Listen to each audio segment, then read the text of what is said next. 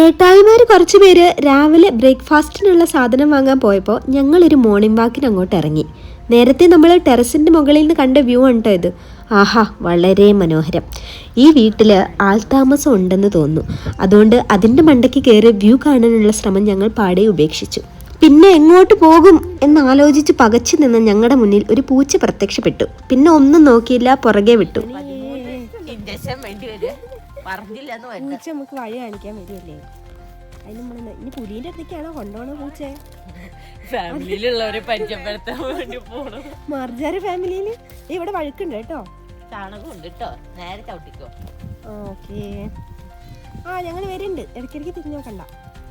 ദീപ്തി എനിക്ക് വാണിംഗ് തന്നുകൊണ്ടേ ഇരിക്കുകയാണ്, കണ്ട പൂച്ചേൻ്റെ ഒക്കെ പുറകെ പോയി മാന്ത് വാങ്ങണ്ടാന്ന്. പണ്ട് മുതലേ പറഞ്ഞ കേൾക്കുന്ന സ്വഭാവം നമുക്കില്ലല്ലോ, അതുകൊണ്ട് കേൾക്കാത്ത പോലെ നടന്നു. സ്പീഡില്ല, ഇത്ര സ്പീഡ് പോരാ. ഞങ്ങൾക്ക് 2 കാലം വെച്ച് നമുക്ക് 2 കാലമുള്ളൂ, എന്നിട്ട് ഞങ്ങൾ ഇവരെക്കാളും സ്പീഡിൽ നടക്കുന്നുണ്ട്. നിങ്ങൾക്ക് 4 കാലുണ്ട്, അപ്പൊ ഞങ്ങളെക്കാളും സ്പീഡിൽ നടക്കണം.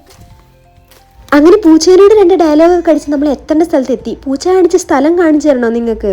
ഞങ്ങൾ തന്നെ വാ പൊളിച്ചു പോയി. അത്രയും ഭയങ്കര അടിപൊളിയായിരുന്നു. ഒരു പച്ച പരവതാനി വിരിച്ച പോലത്തെ സ്ഥലം, അവിടെ എവിടെയായിട്ട് ഫുൾ വെള്ളപ്പൂക്കള്. എന്തൊരു ഭംഗിയാ കാണാന്നറിയോ.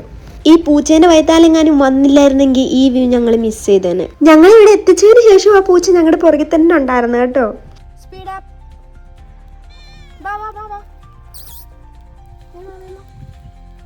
നീയാ ഞങ്ങൾക്ക് വഴി കാണിച്ചിട്ടുണ്ട്. നീ ഇവിടുത്തെ സ്ഥിരമാണ്. ഞങ്ങൾക്ക് ഇവിടുത്തെ വഴി ഒന്നും അറിയില്ല. നീ ഞങ്ങളെ മുന്നിൽ നടത്തില്ല. എന്റെ അമ്മ, എന്ത് രസമാ കാണാൻ, എന്തൊരു ഭംഗിയാ കാണാൻ.